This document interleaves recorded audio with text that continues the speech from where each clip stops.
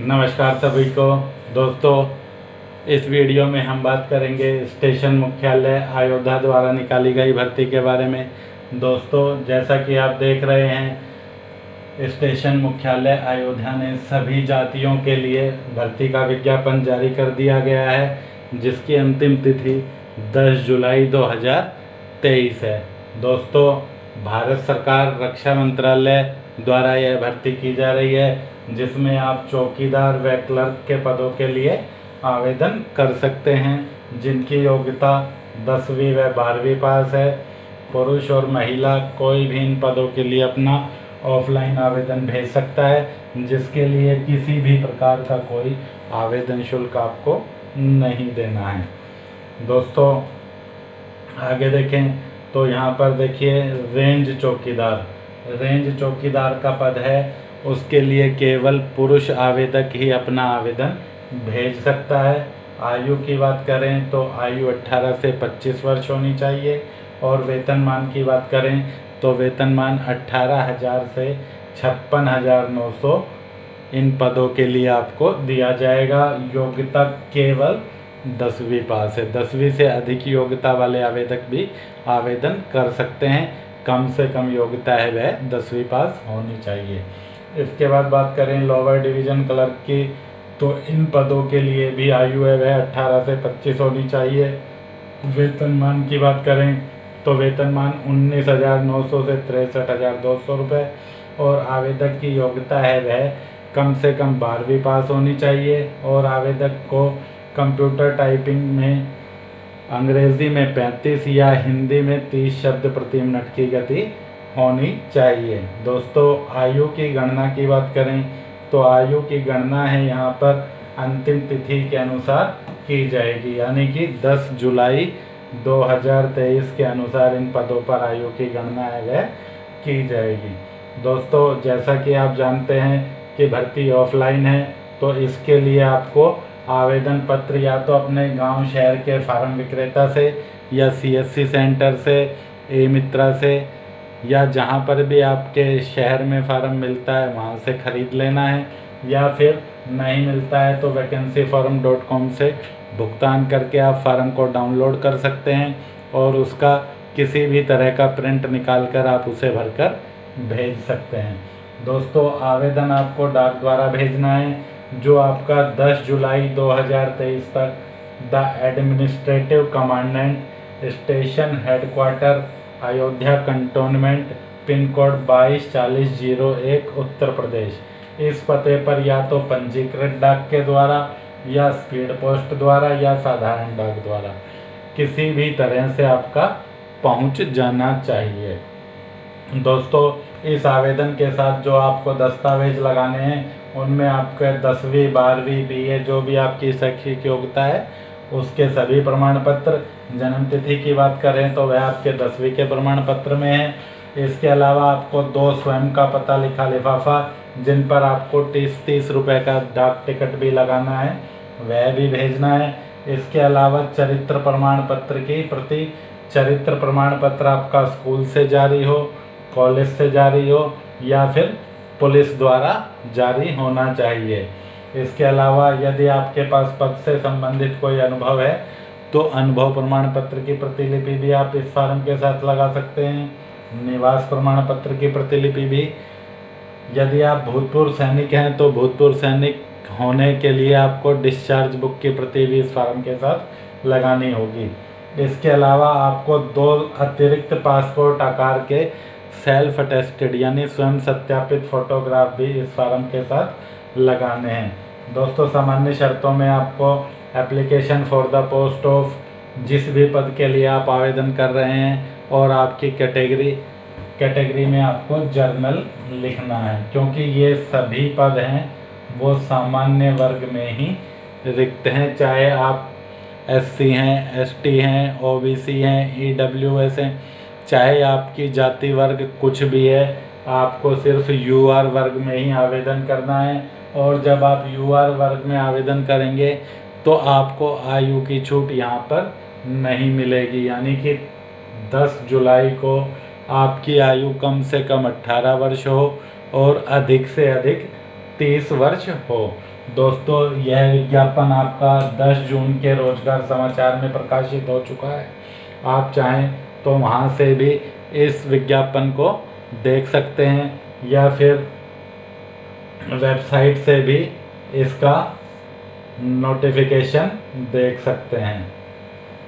इस फॉर्म को डाउनलोड करने के लिए आप vacancyforum.com पर दिए गए लिंक या इस वीडियो के डिस्क्रिप्शन में जो लिंक दिया गया है वहां से भी इस फॉर्म को डाउनलोड कर सकते हैं। दोस्तों आपको फॉर्म के कॉलम को किस प्रकार भरना है वह भी जान लेते हैं। तो जैसा आप देख रहे हैं स्टेशन हेडक्वार्टर अयोध्या कैंट का यह फॉर्म है, जिसमें सबसे पहले कॉलम में आपको पोस्ट अप्लाइड फॉर, यहाँ पर आपको एक पद का नाम लिखना है। यदि आप रेंज चौकीदार के लिए आवेदन कर रहे हैं तो इसमें रेंज चौकीदार लिखें।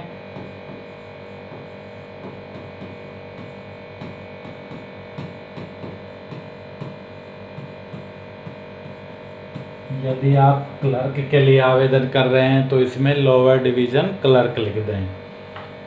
उसके बाद कॉलम नंबर 2 की बात करें तो आपको अपना नाम हिंदी में और अंग्रेज़ी के बड़े अक्षरों में लिख देना है। जो भी आपका नाम है वह आपको इसमें हिंदी और अंग्रेज़ी दोनों तरह से लिखना है।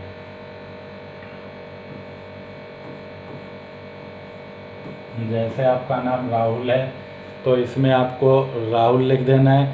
आपका नाम कुछ भी हो सकता है, आप अपने नाम को अपनी मैट्रिक के सर्टिफिकेट के अनुसार ही लिखें। यहाँ पर आपको कैपिटल लेटर में आपको अपना नाम लिखना है। इसके बाद कॉलम नंबर 3 में आपको अपने पिता या पति का नाम अंग्रेज़ी के बड़े अक्षरों में लिख देना है। जो भी आपके पिता का नाम है। दोस्तों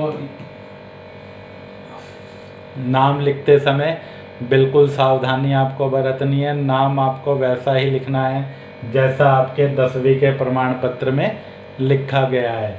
यदि आपके 10वीं के प्रमाण पत्र में मदर नेम नहीं है तो जिस भी डॉक्यूमेंट में आपका मदर नेम है उसके अनुसार आप माँ का नाम लिख सकते हैं। यदि आपके किसी भी डॉक्यूमेंट में मदर नेम नहीं है तो फिर जो भी आपके माँ का नाम है वह आप इसमें लिख दें। इसके बाद बात करें डेट ऑफ बर्थ की तो आपको यहाँ पर डेट ऑफ बर्थ अपनी लिख देनी है।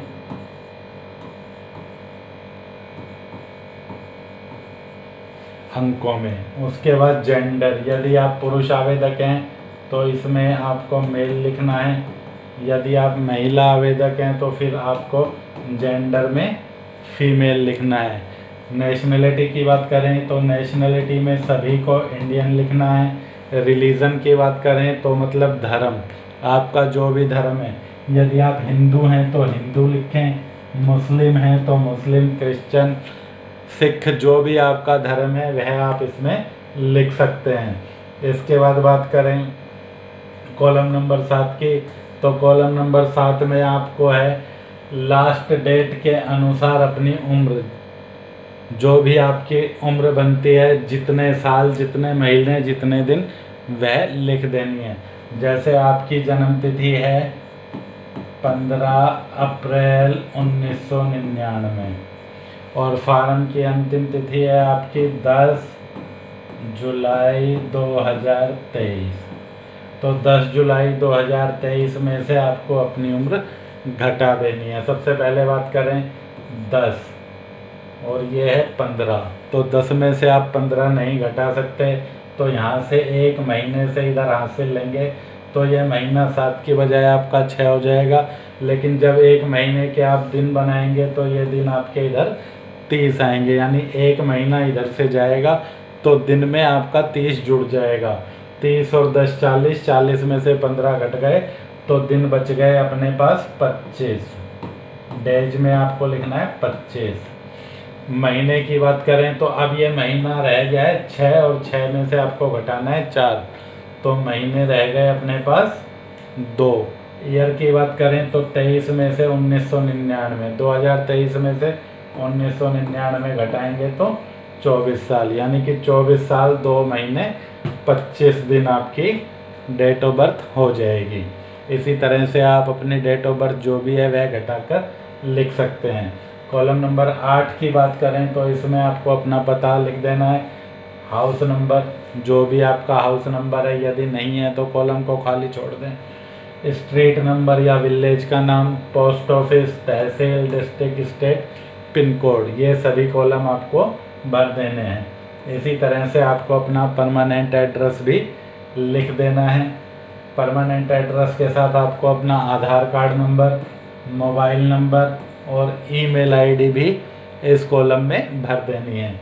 इसके अलावा बात करें कास्ट की, तो दोस्तों कास्ट में आपको सिर्फ जर्नल ही लिखना है, क्योंकि वैकेंसियां केवल जर्नल वर्ग में ही हैं। जबकि फार्म में आपको ओबीसी, एससी, एसटी भी दिखाई दे रहा है, लेकिन यह रिक्तियां इन वर्ग में आप आवेदन नहीं कर सकते, क्योंकि यहाँ पर इन वर्ग के लिए पद ही रिक्त नहीं है। आगे बात करें कॉलम नंबर 11 की, तो कॉलम नंबर 11 में आपको अपनी एजुकेशन क्वालिफ़िकेशन लिख देनी है, जो भी आपकी एजुकेशन क्वालिफ़िकेशन है। जैसे आपकी एजुकेशन क्वालिफ़िकेशन 12वीं है तो सबसे पहले आप अपना 10वीं का विवरण दें,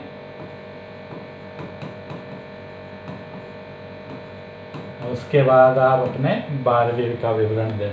नेम ऑफ स्कूल कॉलेज, जिस भी स्कूल से आपने 10वीं पास की है उसका नाम, ऐसे ही 12वीं जिस भी स्कूल से आपने पास की है उसका नाम। सभी कॉलम आपको अंग्रेजी के कैपिटल में ही भरने हैं। इसी तरह आपको नेम ऑफ बोर्ड, यूनिवर्सिटी, जिस भी बोर्ड या यूनिवर्सिटी से आपने 10वीं व 12वीं परीक्षाएं उत्तीर्ण की हैं उनका उल्लेख आपको इसमें कर देना है।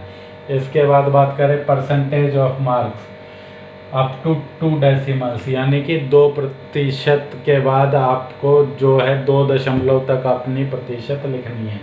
जैसे 10वीं में आपका प्रतिशत है 60.33, +2 में आपका प्रतिशत है 79.62। जो भी आपका प्रतिशत एक्चुअल बनता है वह आप यहाँ पर निकाल कर लिख दें। इसके बाद बात करें तो यहाँ पर सिर्फ डिक्लेरेशन है, और डिक्लेरेशन के बाद देख रहे हैं तो यहाँ पर आपको डेट डालनी है, जिस भी तिथि को आप यह फार्म भर रहे हैं। नीचे प्लेस में आपको अपने गांव शहर का नाम लिख देना है, और फुल सिग्नेचर ऑफ कैंडिडेट यहाँ पर आपको रनिंग स्क्रिप्ट में अपना हस्ताक्षर कर देना है। तो दोस्तों आशा है कि आपको फार्म भरने से संबंधित कोई भी समस्या नहीं होगी। फार्म के सभी कॉलम आपको अच्छी तरह से समझ में आ गए होंगे।